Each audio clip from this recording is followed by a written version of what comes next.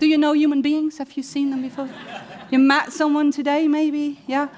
I think there's a couple of things we all need to know about people, and I'm sad that not many people know, so I'll share it with you. The first thing we need to understand before we go to people in change is that people live in groups. This might not be the biggest insight of today, which I hope, but the thing is that we often forget the impact of this fact. Because people live in groups, you live in groups, that means that we might live in different groups. That means that there will be boundaries between our groups, and that means that it's very, very interesting what will happen on the boundary between our groups. Do I say, oh wow, you're from a different group, that's nice? Or do I start fighting because you're from a different group? What happens at the boundary of different groups? Plus, you live in a group. The people in your group have views, which you might share, which you might not share. Do you speak out if you don't share the views or not? Because it can happen that they kick you out of your group. And that's the worst thing that can happen. So we're very, very clear that we want to try to stay in our group. People live in groups, plus people, they believe in stories, which is also funny. We believe in stories. We're narratives people. We're storytelling beings, and we can't do without it because nothing has meaning of itself. We have to create it together. I'll repeat that. Nothing has meaning of itself. We have to create the meaning together. Therefore, we create a narrative, a story we start believing in. And the funny thing is, we people, we Homo sapiens, we are able to believe in stories which are not true. They're not true. But we shape our world according to that story. People shape stories. And the ones who are very good in the behavior which fits with the story of the people believe in, they become very important in the group.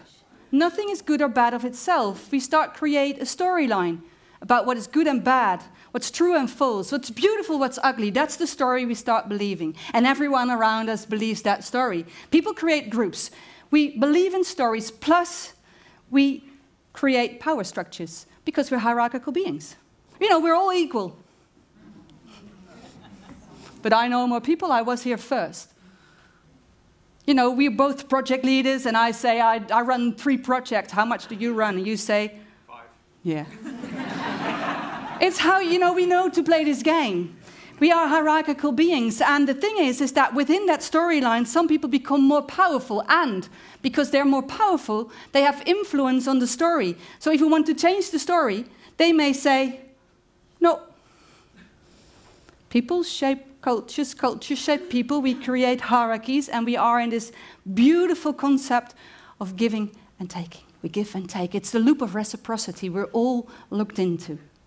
Because you gave a lot today to others. I mean, you gave information, you gave attention, you gave empathy, you gave anything, you gave products. So we receive all the time, and that needs to be in balance. If I give something, I get something back. If the other person gives exactly the same thing, but gets way more back, let's say salary, I get angry. Then there's a disbalance, it's unfair. We live in a world with a lot of angry people. If we take from the earth, what do we give back? We live in a world where the earth is pretty angry, I guess, if we could talk to her. People give and take. We live in groups. We believe in those stories. We create power structures. And now we go through change.